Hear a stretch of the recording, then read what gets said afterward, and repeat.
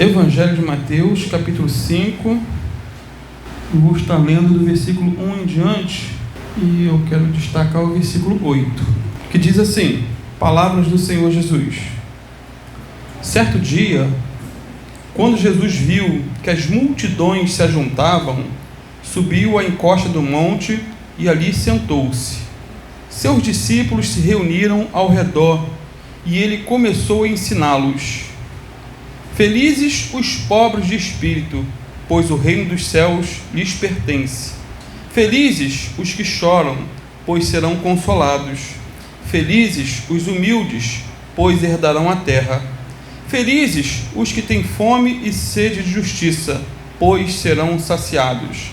Felizes os misericordiosos, pois serão tratados com misericórdia. Felizes os que têm coração puro, pois verão a Deus. Felizes os que promovem a paz, pois serão chamados filhos de Deus. Felizes os perseguidos por causa da justiça, pois o reino dos céus lhes pertence. Felizes são vocês, quando por minha causa sofrerem zombaria e perseguição, e quando outros, mentindo, disserem todo tipo de maldade a seu respeito. Alegrem-se e exultem, porque uma grande recompensa os espera no céu. E lembrem-se de que os antigos profetas foram perseguidos da mesma forma. Amém. Santo Deus, essa é a Tua palavra, Senhor. Palavra que nós cremos ser totalmente inspirada, proveitosa, Senhor, para nos confrontar, para nos corrigir, para nos endireitar, Senhor. Fala individualmente com cada um aqui nessa manhã, Pai. Eu peço que o Teu Espírito Santo venha estar sondando, batendo a porta, convencendo o homem do pecado, da justiça e do juízo, e que tudo seja para a Tua glória, Senhor, em nome de Jesus. Amém, amém. Os irmãos podem sentar-se, fiquem à vontade. Eu quero destacar o versículo 8,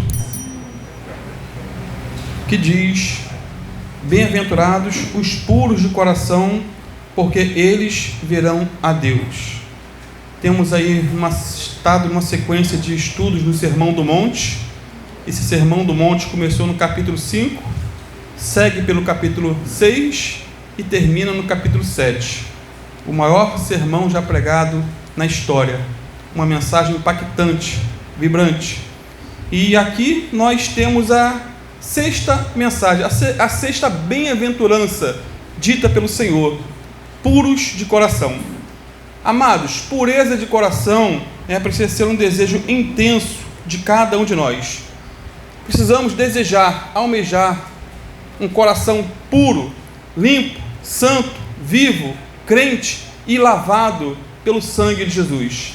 Esse tem que ser o anelo da alma do ser humano. Nós fomos criados para a glória de Deus. Precisamos de um coração alegre. Precisamos de um coração mudado. Precisamos de um coração transformado. Coração de carne e não coração de pedra. Coração perdoador e não um coração vingador. Precisamos desejar um coração diferente, contente, sereno, sem veneno, sem culpa. Por fim, precisamos desejar diariamente um coração puro. Isso porque, como disse Jesus aqui, somente e somente, não há exceção, somente os de coração puro verão a Deus após darem o último suspiro aqui nessa terra. Então, queridos, esse assunto é muito importante, sério, e eu peço que você preste atenção muito, porque fala aqui de vida e morte. O que Jesus está tratando aqui é de salvação ou perdição. O que Jesus está abordando aqui é sobre céu ou inferno. Pois, segundo o versículo que lemos, se você leu direitinho, os puros de coração, só esses verão a Deus. Deduzimos então que os impuros não verão a Deus. E o ponto-chave aqui desse versículo é o coração. É o coração. Provérbios 4, 23 diz que, acima de tudo, devemos guardar o nosso coração, pois dele depende toda a nossa vida. Guardar o nosso coração. Amados, fisicamente falando, quando o coração, esse nosso coração, cada um tem um aqui, graças a Deus. Quando o nosso coração, ele vai mal, todo o corpo padece. Todo o corpo padece. Pois o coração é o centro da vida. É esse coração que nós temos que bombeia e distribui todo o nosso sangue para as partes mais remotas do corpo. É ele.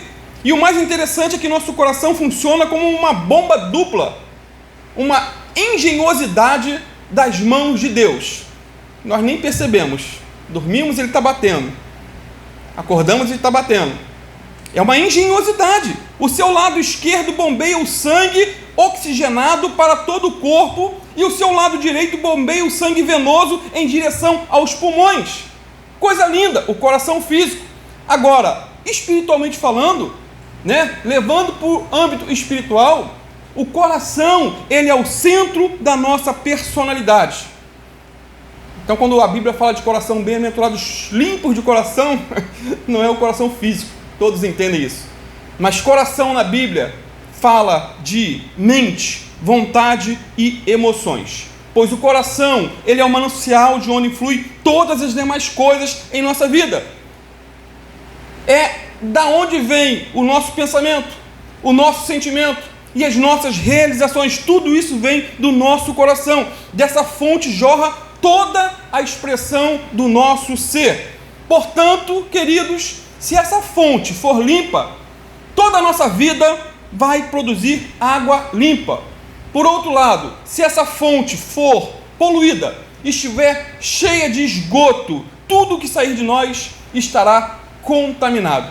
Porque a Bíblia diz que a boca, por exemplo, fala do que está cheio o coração, lá dentro, do nosso íntimo. Veja o que Jesus disse lá em Marcos 7, versículo 20 a 23. Eu vou estar lendo na Bíblia NVT, nova versão transformadora. Aquilo que vem de dentro é que os contamina, disse Jesus. Pois de dentro do coração da pessoa vêm maus pensamentos, imoralidade sexual, roubo, homicídio, adultério, cobiça, perversidade, engano, paixões carnais, inveja, calúnias, orgulho e altivez. E etc, e etc, e etc. Conclui Jesus: todas essas coisas desprezíveis vêm de dentro e são elas que os contaminam. E Jeremias, o profeta, também disse o seguinte: o coração é enganoso, mais do que todas as coisas, e perverso. Quem o conhecerá? Jeremias 17, versículo 9. Então, tanto Jesus aqui como Jeremias estão falando a mesma linguagem, falando que a pureza deve penetrar em todos os corredores da nossa vida, seja nos nossos pensamentos, emoções, desejos e vontades. A pureza começa de dentro para fora, e não de fora para dentro. Ela vem lá do interior, vem lá do nosso íntimo, do centro. Não é algo externo, querido, visível, não, mas interno, nas intenções. Os fariseus da época de Jesus, eles tinham muita preocupação com a limpeza externa, se preocupavam em lavar a mão, tomar banho toda hora, mas não cuidavam do seu interior. Eles eram impuros por dentro, eles eram extremistas, mania de limpeza, e nada contra ser limpo, ser higiênico, mas o coração deles estava corrompido, entupido de sujeira. Como já disse, precisamos sim cuidar da nossa higiene pessoal. Muitas doenças são transmitidas por causa da sujeira. O simples deixar de lavar a mão pode trazer sérias consequências, mas quando a preocupação da pessoa é somente com o seu exterior, com a sua aparência, com a sua saúde, e ela deixa de lado aquilo que é o mais importante, que é o seu interior, a tendência é agravar a situação dela. No entanto, queridos, nosso exterior não contamina o nosso interior, como os fariseus pensavam. O nosso exterior não contamina o nosso interior. É possível estar sujo externamente e ainda assim ter um coração puro.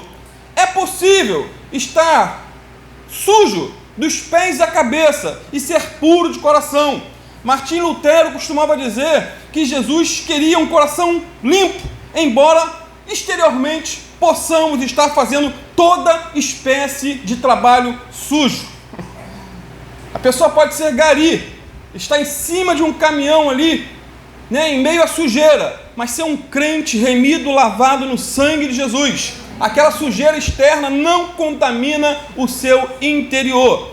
Lutero dizia ainda que, embora um trabalhador comum, um sapateiro ou um ferreiro possa estar sujo e cheio de fuligem, ou mesmo cheirando mal porque está coberto de pó e piche, e embora cheire mal externamente, no interior ele é puro incenso diante de Deus, porque em seu coração medita na lei do Senhor todos os dias e obedece a sua palavra.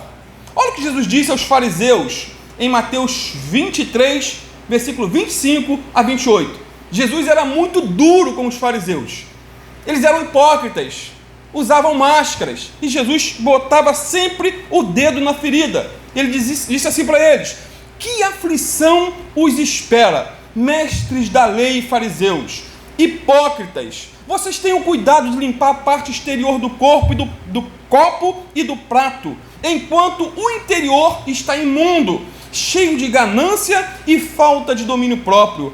Fariseus cegos, lavem primeiro o interior do copo e do prato, e o exterior também ficará limpo. Está falando aqui do coração, né? Que aflição os espera, mestres da lei e fariseus, hipócritas! Vocês são como túmulos pintados de branco, bonitos por fora, mas cheios de ossos e de toda espécie de impureza por dentro.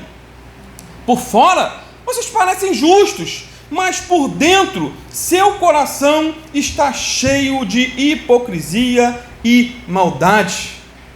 Agora surge uma pergunta: por que Jesus usou palavras tão duras para aqueles religiosos? Por que Jesus não usou palavras duras como essas para os cobradores de impostos e para as prostitutas? Mas para os fariseus ele usou palavras duras, porque essa era a realidade desses homens. Eles pregavam o que eles não viviam, né? Eles pregavam o que não viviam. E o mais interessante é que a palavra fariseu significa separado. A palavra fariseu significa santo. A palavra fariseu traz a ideia de pureza. Isso é que é o mais interessante. Ou seja, o significado do nome é limpo. Mas hoje, chamar alguém de fariseu é o mesmo que chamar a pessoa de hipócrita, de fingida, duas caras. É um significado horrível. Porque eles eram os mais religiosos da sua época, os fariseus. Eram os mais devotos, os mais consagrados. Eles eram os que mais liam a Bíblia, queridos. Os que mais jejuavam, os que mais oravam, os que mais ofertavam, davam dízimo.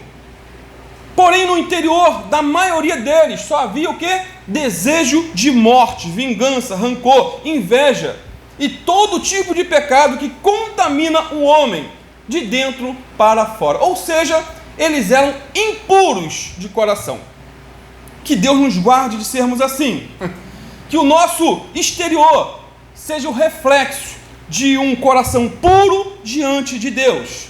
Que a nossa principal preocupação seja em ter um coração puro, sincero e sem manchas diante do Senhor. Isso porque, queridos, quando o coração está bem, tudo vai bem. Porém, quando o nosso coração, nosso interior, nosso íntimo vai mal, todo o nosso exterior vai mal.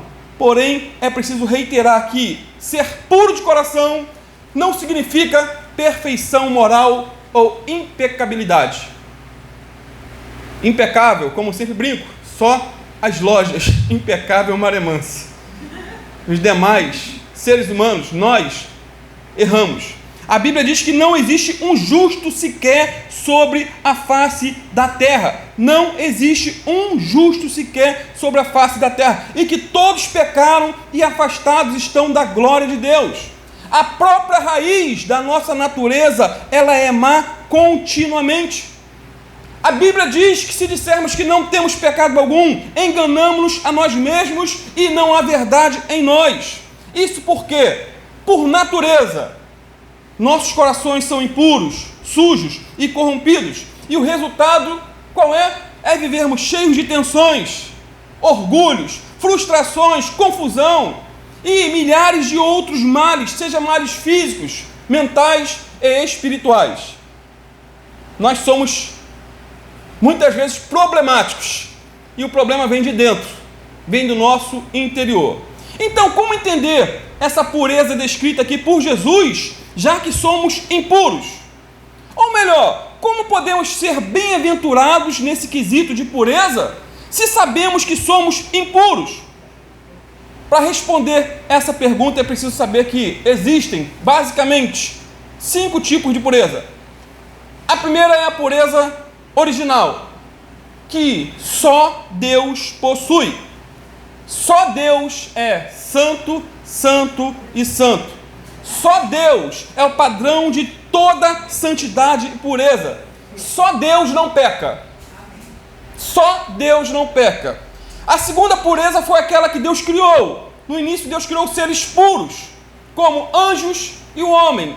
No entanto, ambos caíram e se tornaram impuros. No céu, um anjo se rebelou, lembram? E se tornou em diabo, inimigo de Deus, inimigo dos homens.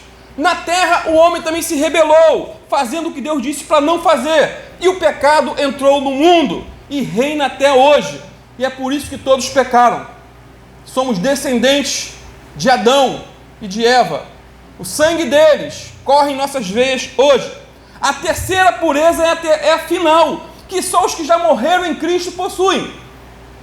Quem está com Cristo agora não peca mais, são literalmente puros de coração. Não há possibilidade alguma de impureza. A quarta é a pureza posicional, de posição. Essa é a pureza que temos agora, aquele que crê em Cristo, atribuída pela justiça do Senhor. Quando você crê em Jesus como seu único e suficiente Senhor e Salvador, Deus tira seus pecados e o encrava na cruz e coloca a justiça de Jesus sobre a sua vida. Ou seja, quem crê em Jesus é justificado pelo juiz de toda a terra. Isso é por graça, não é por obras. Efésios 2,8 diz que pela graça nós somos salvos, por meio da fé. E isso não vem de nós, é dom de Deus. Não vem das obras para que ninguém se glorie. Não é por mérito humano, não é por atravessar a velhinha na rua, não é por ajudar os pobres, dar uma cesta básica. Não, isso é obrigação do ser humano.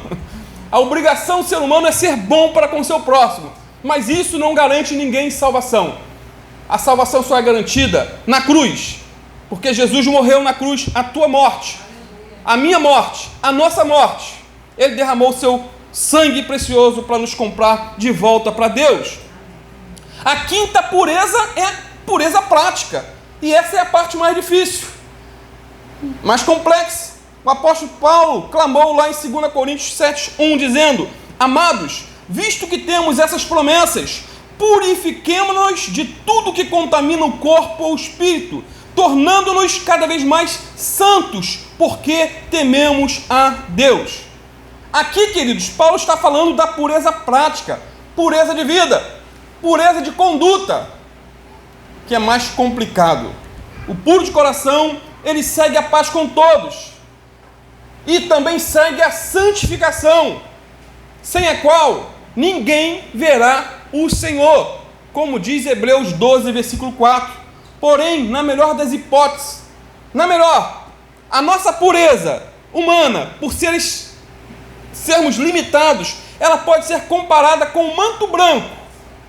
A pureza do ser humano, por mais próximo que ele esteja de Jesus, pode ser comparada a um manto branco costurado com linha preta. Pois todos nós, todos aqui individualmente, todos nós pecamos de uma forma ou de outra. Não existe quem não peque. No entanto, a vontade de Deus é que diante dele sejamos o mais puro possível na prática. Portanto, aquele que tem a pureza posicional em Jesus Cristo, esse sim, verá a Deus. E esse tipo de pureza vai se manifestar dia após dia numa vida santa, pura de motivos, pura de pensamento, de intenções, para a glória de Deus. E se isso não for verdadeiro, ou a pessoa ela não é cristã, ou está vivendo na desobediência. Então, queridos, o puro de coração não é uma pessoa perfeita, impecável, mas é uma pessoa sincera com Deus. Não é hipócrita, não é duas caras, não veste uma máscara como em eventos de carnaval, né? Que a pessoa finge ser o que não é. O puro de coração é o que é diante de Deus. Ele é o que é diante dos homens. E mais, queridos, o puro de coração foge do pecado. Foge do pecado assim como José fugiu da esposa de Potifar e ele corre para Deus, assim como o filho pródigo correu para a casa do pai. Esse é o puro de coração. Esse é o puro. O puro de coração é como a ovelha, que quando cai na lama, ela chora pedindo socorro do bom pastor. Diferente do porco, que quando cai na lama, deita e rola. O puro de coração reconhece a sua impureza, não aceita viver longe de Deus e busca constantemente a purificação do seu coração através do arrependimento de pecados. Ele reconhece que errou e se arrepende e procura, na dependência do Espírito Santo, abandonar tudo aquilo que entristece ao Espírito Santo de Deus. O puro de coração, ele chora como Pedro, né? Chorou por ter negado Jesus 3 vezes. Chorou amargamente, diz a palavra. O Salmo 24, versículo 3, faz 2 perguntas interessantes. E o versículo 4 nos dá uma resposta. Diz assim: quem subirá ao monte do Senhor? Quem entrará no seu santo lugar? Está falando de céu. Quem vai no monte do Senhor? Quem vai ser salvo? Amado, salvação não é exclusividade de uma igreja, de uma denominação, mas de uma pessoa, de Jesus. Pergunta: quem subirá ao monte do Senhor? Quem entrará no seu santo lugar? Aí a resposta vem: aquele que é limpo de mãos e puro de coração, que não entrega sua alma à vaidade, nem jura enganosamente. Este receberá do Senhor a bênção e a justiça do Deus de sua salvação. Que o Senhor produza em nós corações puros para a sua glória. Agora, qual a promessa de Jesus para os puros de coração? Qual a promessa? Ele disse: verão a Deus. Interessante é que, se podemos afirmar que os puros de coração verão a Deus, podemos afirmar também, sem medo de errar, sem erro, que os impuros de coração nunca verão a Deus. Impuro de coração nunca verá Deus. Hebreus 12:14 diz que sem santificação ninguém verá o Senhor. Esse, queridos, é o outro lado da história. E quem ama fala a verdade. Esse é o outro lado da história. Quem morre com o coração puro verá a Deus, verá seus anjos. Quem morre com o coração sujo, cheio de ódio, cheio de rancor, inveja, mentira, imoralidade sexual ou outro pecado qualquer, verá o diabo e seus demônios. Quem não for para o céu vai para o inferno. Queridos, guardem isso. Isso é sério. Não haverá uma segunda oportunidade de salvação após a morte. Não haverá. Hebreus 9:27 diz assim: e assim como cada pessoa está destinada a morrer, cada pessoa, cada um de nós, cada pessoa está destinada a morrer uma só vez, e depois disso vem o julgamento, também Cristo foi oferecido como sacrifício uma só vez, para tirar os pecados de muitos. Ele voltará, não para tratar de nossos pecados, mas para trazer salvação a todos que o aguardam com grande expectativa. O que Jesus está falando aqui? O que a palavra está dizendo? Que depois da morte vem juízo. E cada um de nós estamos, a cada dia, mais próximos da morte. A cada dia estamos mais próximos da morte. A morte não é seletiva. Ela não escolhe uns em detrimento de outros. Muito pelo contrário. Muito pelo contrário. Ela alcança ricos e pobres, doutos e ignorantes, crianças e idosos, brancos e negros, independente de raça, cultura, cor. Todos morrem. Todos, súditos e reis, morrem. Por exemplo, lá em Lucas 16, a Bíblia conta a história de dois homens, o rico e o mendigo Lázaro. O rico vivia ostentando, Lázaro vivia mendigando. O rico viveu como se Deus não existisse, e Lázaro, apesar da sua debilidade física, que provavelmente ele estava na mendigância por uma questão física, alguma paralisia, ele confiava em Deus. E como eu disse que a morte não é seletiva e alcança a todos, Lázaro, que tinha um coração puro, morreu e foi levado pelos anjos para o seio de Abraão, que simboliza o céu.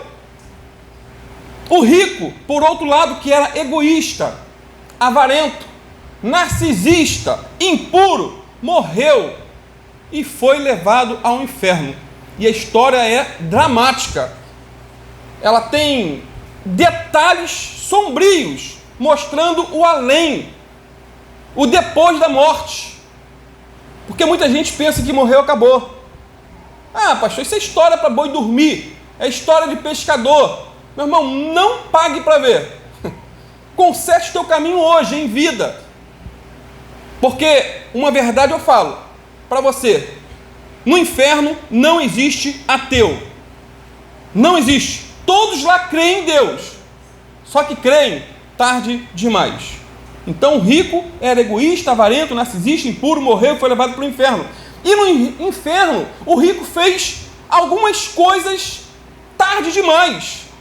Tem coisas que tem que ser feitas agora. São decisões pessoais, mas tem gente que empurra decisões importantes com barriga, como se empurra contas, boletos, dívidas. Vai empurrando, vai deixando, vai jogando por baixo do tapete, mas não some, está lá. Tem gente que já está planejando, não, só ano que vem que eu vou pagar. Já venceu, mas deixa ano que vem. Só que tem coisas que não dá para empurrar com a barriga. Temos que tomar decisão. O rico fez algumas coisas tarde demais. Primeiro, ele orou tarde demais na história que Jesus contou. Lucas 16, 24. O rico gritou: Pai Abraão, tenha misericórdia de mim. Mande Lázaro aqui para que eu molhe a ponta do dedo em água e refresque minha língua. Estou em agonia nessas chamas. Queridos, o inferno é um lugar de choro e ranger de dentes. É um lugar de sofrimento eterno, muito choro e muita oração. Tem oração no inferno. Porém, não adianta chorar e nem orar no inferno. A oração só é eficaz quando é feita desse lado aqui da vida. A oração, se for feita com o coração quebrantado, humilhado, arrependido de seus pecados, será aceita por Deus, porque Deus é rico em misericórdia, Ele é perdoador e bondoso. Só que lá no inferno não vai adiantar orar, será tarde demais. Segundo, aquele rico lembrou-se da família tarde demais. Ele estava no inferno em sofrimento e lembrou que tinha 5 irmãos. E falou: manda Lázaro lá pregar para eles que eles não venham para cá, para que eles se arrependam. Versículo 27 e 28. Então o rico disse: por favor, pai Abraão, pelo menos manda Lázaro à casa do meu pai, pois tenho 5 irmãos e quero avisá-los para que não terminem nesse lugar de tormento. Queridos, esse rico tinha o coração impuro, e com o coração impuro ainda, porque morte não santifica ninguém, ele lembrou-se de seus 5 irmãos tarde demais, no inferno. Ele lembrou de seus pais no inferno, lembrou da família no inferno, lembrou de seus 5 irmãos no inferno. Queridos, o passado não volta mais. O futuro não existe. Pois quando chegarmos no futuro, aí será o presente. O que nos resta é o aqui e o agora. O que nos resta é o presente. E aquele homem estava vivendo no passado. Senhor, manda lá. Eu estou aqui agora, sofrendo no presente. Mas no futuro, manda Lázaro pregar para meus irmãos para que eles não venham aqui. Estamos no presente. Sabe por que o agora se chama presente, queridos? Porque esse momento é um presente de Deus. Esse momento é um presente de Deus para mim e para você. Para nós. Portanto, hoje, se você ouvir a voz do Espírito Santo, não endureça o seu coração. Se conserte com o seu Deus. Creia em Jesus hoje.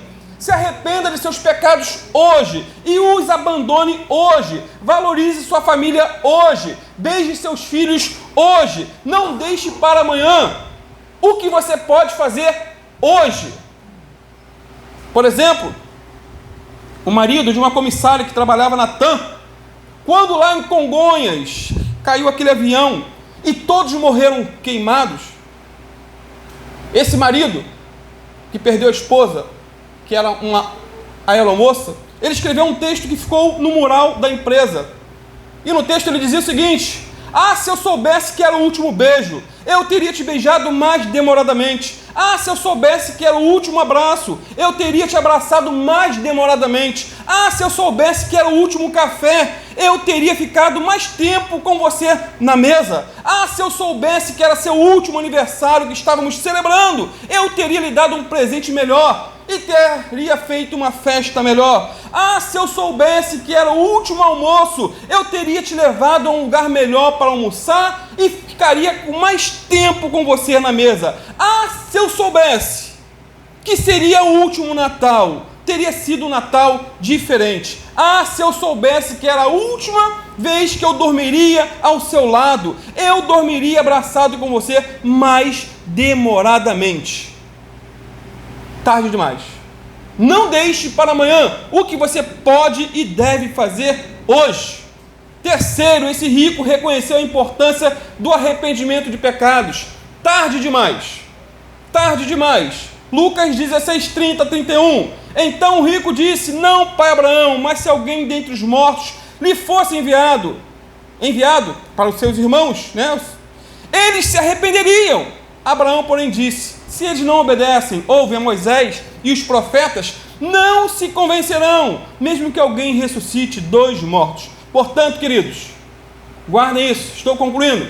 Aqueles que se recusam a ser lavados no sangue do Cordeiro, eles serão banidos para sempre da face do Senhor e viverão para sempre nas trevas exteriores, onde a Bíblia diz que haverá choro e ranger de dentes. Apocalipse 22, 14 e 15 diz o seguinte: felizes aqueles que lavam suas vestes no sangue do Cordeiro.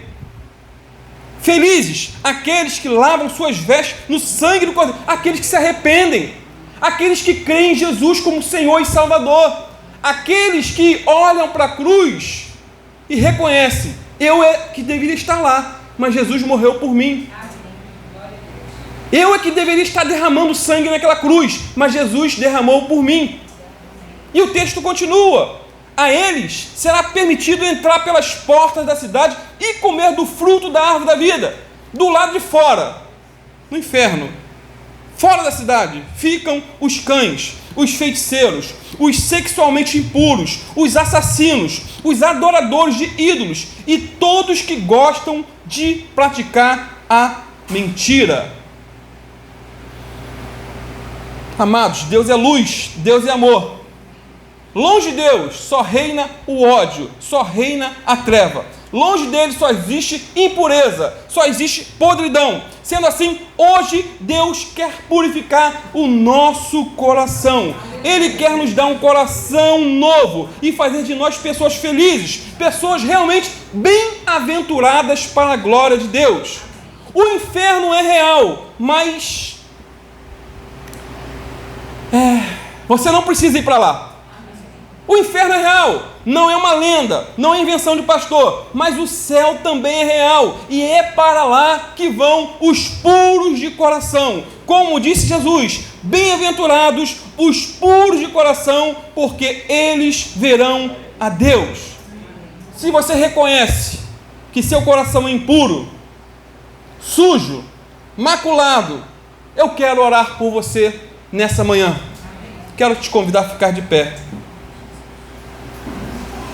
Jesus está aqui e Ele pode te perdoar.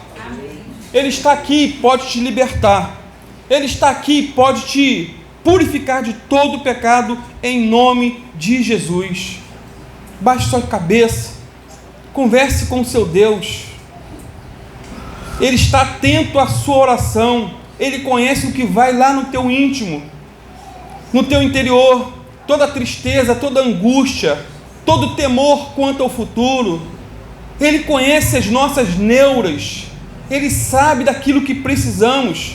O que você, o que eu, o que nós temos que fazer é pedir ao Senhor para purificar o nosso coração com o sangue do Cordeiro, Cordeiro de Deus que tira o pecado do mundo. Se humilhe na presença dele nessa manhã, meu querido, meu irmão, minha irmã. Essa palavra é para todos, individualmente para todos. Fale com ele no seu secreto. Conta para Jesus as suas mazelas. Confesse para Ele os seus pecados. Peça a Ele para te salvar, te perdoar, para te restaurar, para restaurar sua família, restaurar seus filhos, restaurar sua saúde. Peça a Ele, clame. Não dependa somente de uma oração de um pastor. Você tem livre acesso. Você não precisa de sacerdote para ser o teu intermediário. Você precisa somente abrir a boca e clamar e pedir. Sempre pedir ao Pai em nome de Jesus. Jesus é a ponte que nos liga ao Pai. Clame a Ele, se arrependa diante dEle. Fala: Senhor, eu tenho vivido uma vida totalmente desagradável aos seus olhos. Eu tenho pecado por pensamento, por palavras, ações, omissões. Mas tem misericórdia de mim, Senhor. Purifica meu coração, porque eu quero te ver. Eu não quero me perder por toda a eternidade. Eu quero viver ao teu lado por toda a eternidade. Ó Senhor Deus, em nome do teu Filho Jesus, eu coloco as nossas vidas diante do teu altar, Pai, na dependência do teu Santo Espírito. Peço a tua bênção, Senhor, sobre a vida de cada um aqui. Que essas palavras, Senhor, algumas delas confrontadoras, mas eu falei a tua palavra, a tua verdade, Senhor. Ninguém pode dizer aqui, Senhor, que nunca ouviu a verdade. Eu preguei o teu evangelho apontando para a cruz, enfatizando a necessidade do arrependimento, da contrição, de boca no pó, de carência de ti, Senhor. E que o Senhor venha fazer a obra na vida de cada um aqui nessa manhã. Espírito Santo, o Senhor tem plena liberdade para fazer a tua obra, para transformar vidas. Mais do que uma decisão de ir à frente, de levantar a mão, que haja uma conversão de coração, que haja um impacto da tua palavra em cada coração, que tudo que foi falado aqui, Senhor, venha estar no decorrer do dia, das semanas, remoendo em cada coração, Pai. É o que eu te peço, Pai amado, nessa manhã especial, essa manhã abençoada, esse presente que o Senhor nos deu, Pai, porque estamos vivos, nós acordamos, Senhor. Muitos queriam estar em nosso lugar, mas muitos morreram e não estão te vendo, porque morreram impuros, mas os puros de coração que partiram estão com o Senhor. Fica conosco, Pai, cobre-nos com o sangue do Cordeiro, leva a vida onde há morte, alegria onde há tristeza, saúde onde há dor. Eu te peço, Pai, nessa manhã, em nome de Jesus. Amém. Glória a Deus. Amém, queridos?